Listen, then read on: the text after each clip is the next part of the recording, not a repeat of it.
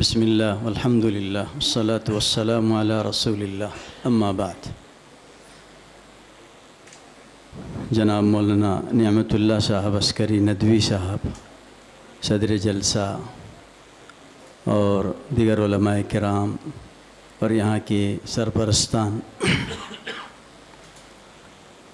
بڑی خوشی و مسرت کا مقام ہے کہ مختلف محلوں کے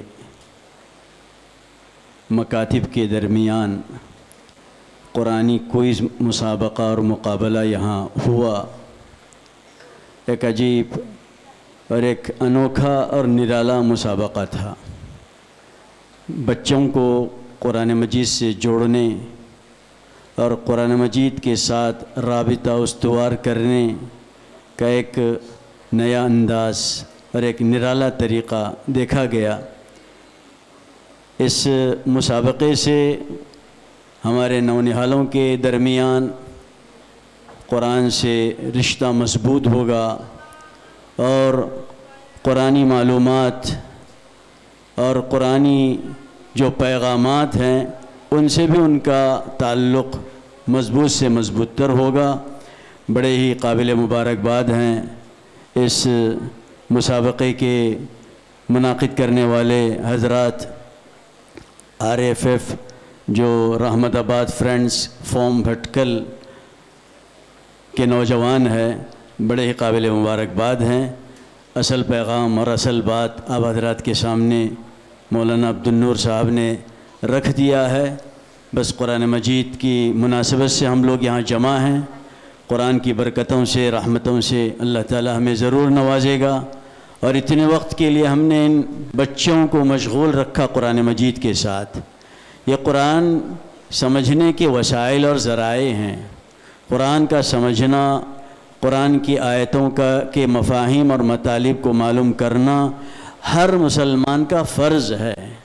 اکثر یہ سمجھا جا رہا ہے کہ قرآن مجید پڑھ لیا جائے کافی ہے، قرآن مجید کسی کی نقل اس میں اتاری جائے کافی ہے۔ ایسا نہیں ہے۔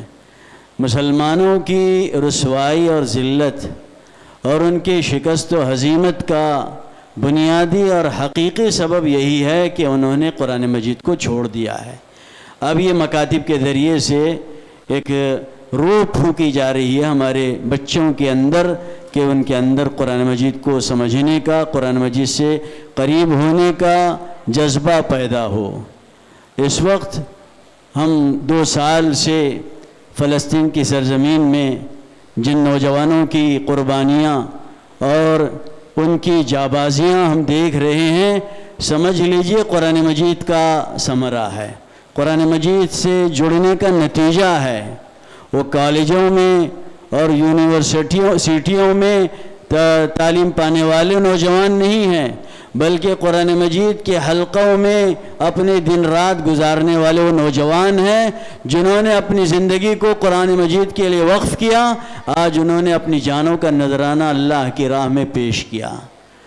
جن نوجوانوں کی ہم قربانیاں آج دیکھ رہے ہیں کہ جو دنیا کی سپر پاور کہلاتی ہے، اس وقت امریکہ کی نگرانی میں اور امریکہ کی نگرانی میں جو اسرائیلی فوجیں اپنی جنگ لڑ رہے ہیں، ان کو گھٹنے ٹیکنے پر مجبور کرنے والے یہی وہ نوجوان ہیں۔ قرآن مجید کی تاثیر کا ہم اندازہ نہیں لگا سکتے۔ قرآن مجید کے الفاظ کے اندر بھی تاثیر ہے، قرآن مجید کے معانی اور مطالب کے سمجھنے میں بھی تاثیر ہے۔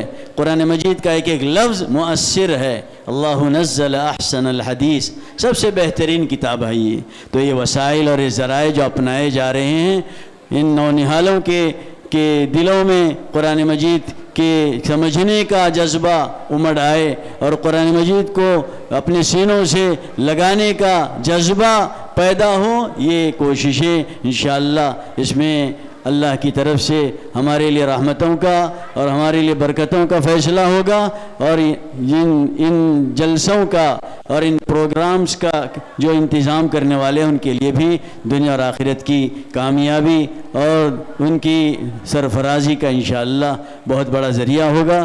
میں اللہ سے دعا کرتا ہوں کہ آج کے اس جلسے کو اللہ کامیاب فرمائے، اور ان کے ذریعے سے جو کوششیں اور کاوشیں ہو رہی ہیں ان تمام کوششوں اور کاوشوں کو اللہ اب قبولیت سے نوازے۔ وآخر دعوانا ان الحمد للہ رب العالمین۔